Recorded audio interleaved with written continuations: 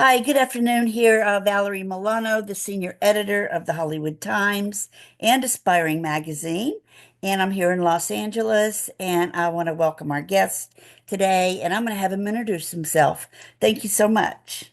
Hey, I'm Jonathan Bowen, writer, director of The Comic Shop, and I'm here in Henderson, Nevada, just outside of Las Vegas.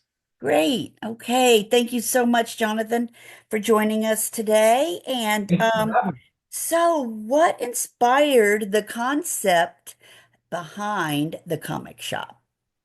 Well, there were really a couple things. It was a comic shop owner I knew when I was growing up, and he sort of, was with me for a long time. I would go there year after year, and then the shop was kind of struggling, and he spent more time across the street having a couple beers.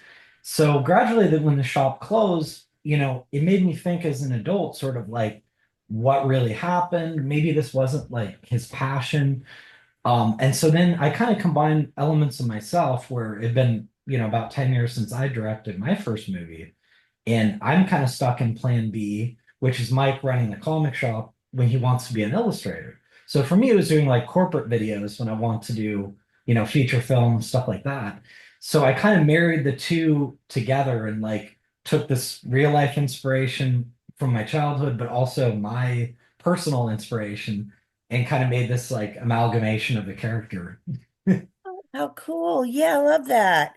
So, what makes the comic shop different from other projects that are centered around like geek culture or comic book fandom?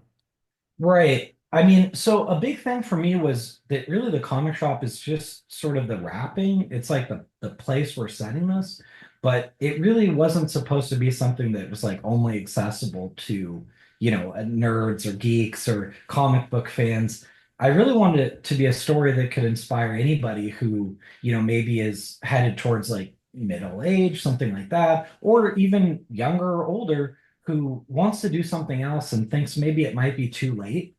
So it's kind of an idea that, it's never too old. You're never too old to be what you might have become. So whether that was like, pursuing a childhood dream or just doing something on the side that, you're really passionate about, that was kind of part of the inspiration. Got you. To And yeah, to talk more about the creative process, how did your background as a writer director influence the approach that you took with this film? Well, I was really trying to look at it like, what is Mike going through if Mike is running this business, but he's being fed all these comics, right? That he thinks he can draw. I mean, he's getting this work all the time that's reminding him that this is what I should be doing. I should be creating these. So for me, it kind of feels the same when I'm on streaming services. I'll be watching movie after movie because I absolutely love movies. But yeah, there are a number of times where I'm sitting there thinking like, I could direct this a lot better, so it was that kind of coming at it from that same angle of like, you love your medium and you absolutely love this art form, but like you want to be involved in creating it, not just consuming it. So I think I took a lot of that and put it into Mike and that kind of angsty feeling of like, I love this, but I'm also frustrated I'm not doing it. Yeah, and I want to get into the characters and the cast in a second, but were there any specific challenges that you faced while bringing the comic shop to life? I think there's always a lot of challenges with an independent film. I think that, the casting process is probably like one of the first major challenges. And I think when it came to the story, it was really just a matter of creating a number of fleshed out characters, for not just our two main ones, and then plus, our female lead, but also one of our characters' dads. I wanted there to be a lot of characters who undergo some sort of transformation in the way that they interact with each other. Like that our relationships don't just impact each other, but then the second degree relationships, that when you learn about yourself, then it impacts the way that you behave towards other people as well. So there were some of those challenges, I think, in just tying it all together. Sure. So yeah, the comic book world is often a haven for underdogs and dreamers. How does the film explore these ideas? Yeah, I think that that's true. I mean, I think that the comic shop becomes a home for somebody like Brandon and many other people, but Brandon just happens to be one highlighted because here's a guy who's from a military family, so he's like a military brat, and he's always moving all around because it's his dad's job. So he doesn't really feel that he is able to connect with friends for very long, and it's like this comic shop is almost like a special place where he can go to this escape world and read his favorite characters who have probably become like friends in a way because they're the consistency in his life that's lacking besides his own family. So I think that, there is a lot of that in the comic world, like that you unite with other people based on your shared interests or your shared passion, and that it doesn't matter where you come from, it's all about this love of the medium.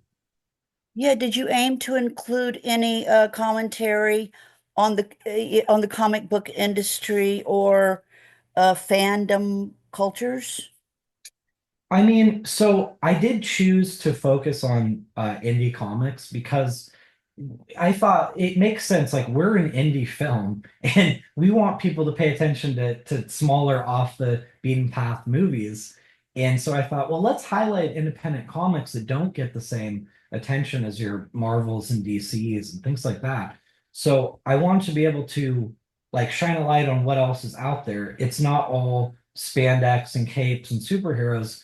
There's actually, tons of comics like targeting different niches, even like LGBTQ or even people who are not superheroes. They're just regular people in an adventure. Something like Paper Girls was an example that I was looking into when I was writing the script. And so there's a whole world out there that I thought would be really fun to introduce more people to, not just the Supermans, Batman, Spider-Mans.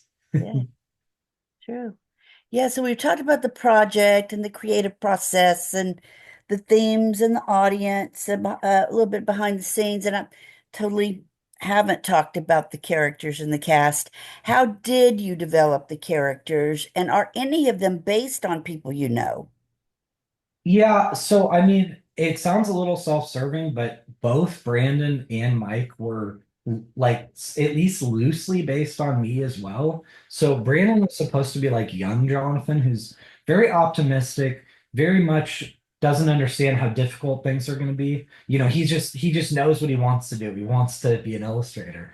And of course had the, basis of a real life guy who owned a comic shop, um, combined with me.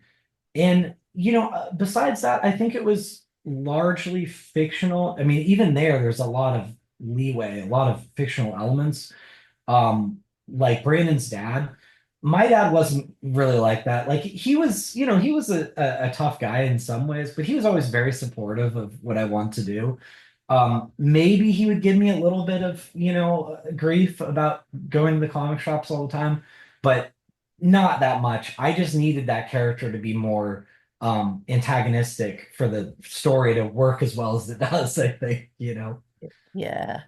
Were there any moments when the actors maybe brought something unexpected to their roles that surprised you?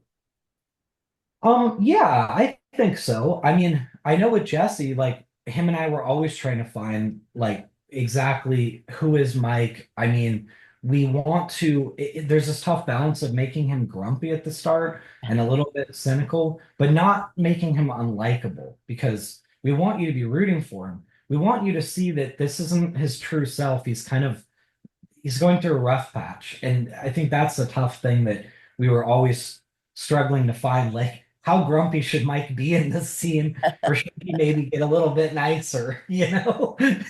So I think that's what you're trying to find is, and you do it a couple ways, and you're like, yeah, that might have been too harsh. Why don't we scale it back a little bit on that one?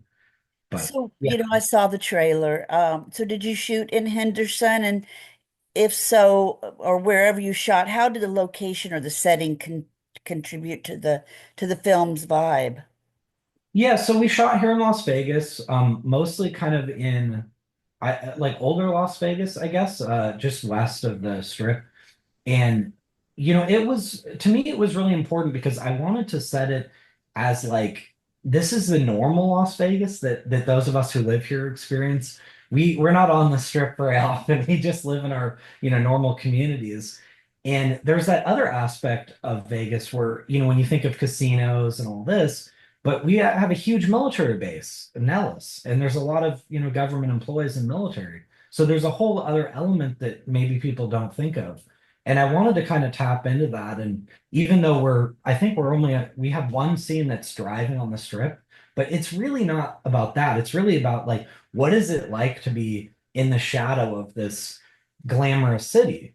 But you're kind of in this not glamorous strip mall, but you see its impact on the movie because one of the characters agrees to do a signings at the store just because he loves Vegas. So Mike is able to convince him to come out, do the signing, and like, hey, we'll put you up in Vegas and you can, get your gamble on and party and all that. So it has these impacts that are more subtle than like taking over the whole story. It's like interwoven into Yeah. it. So, your personal connection is obviously very, very important in this project. Um, Talk a little bit more about the comic shops and your comic book culture. Well, what's kind of funny about it is, so I actually haven't really read comics since I was back in probably middle school. And when I was doing the research for the script, I went to a couple shops and, asked them if they could sort of point me in the direction of some independent comics so I could get a little bit more of a feel of what it is I'm writing about or promoting. What are we getting into here? And so that was actually really fun, just because that was something from my childhood, that I left behind, but that it's still very much out there. And I thought that was neat to see how many comic shops there are actually still present, still with their fan bases. And for me, it really was just this is a really good place to set the story about not giving up on your dreams. And I thought that it was kind of neat in a way because I don't think that there's a lot of movies out there focusing on like who actually makes the comics. I mean, we see these huge movies or all these superhero movies, and they're awesome. It's fun to see our favorite superheroes go and kick butt, right? But you know, the basis of those movies was the comics, and then who actually made those comics. So I thought that would be kind of an interesting thing to explore, especially when you consider how many movies there are about the film industry and filmmakers. We tend to love making movies about ourselves, right? Yes, So yes. I maybe we could make a movie about like actual comic illustrators and like how tough it is to break into that field. Yes, because there's not a lot of them out there. And I Right. know that, you've been interviewed by Canned Air podcast and Bionic Buzz. Steve Severs and I have worked together before. Oh, he's great. And Iris is Everything Bagel. And so I know you're out there promoting. So tell our audience and our viewers, and readers, how can we find your film and find out more about you? Your the internet or Yeah. what? So I would say the best way, I have a website, directorbowen.com Okay, and Bowen. And so that's really, I try to put all the updates up there, information about me and past projects, my last movie as well. I'm also Director Bowen on Instagram. There's more information on the website really. So the movie's going to be on digital platforms April 11, they have announced. So, your iTunes or Google Play or anything like that. And, of course, we're working on streaming deals so that eventually, hopefully, it'll come to a streaming platform, in the future. But for now, at least, we're, less than a couple months from now, it'll be available. So good, I'm good, hoping people will check it out. good, Jonathan. Well, it's a pleasure to meet you virtually, and hopefully we can meet you in person one day. We're the Hollywood Times dot today, and our YouTube is the Hollywood Times official and aspiringmagazine.com. So good luck to you, and we look forward to seeing more of you and your comic book shop. Thank So you so much for keep having in me. I touch appreciate with us. Thank you so much, Jonathan. Great. it. Have a You good rest of your day. have a good one. All right. Bye-bye. Bye.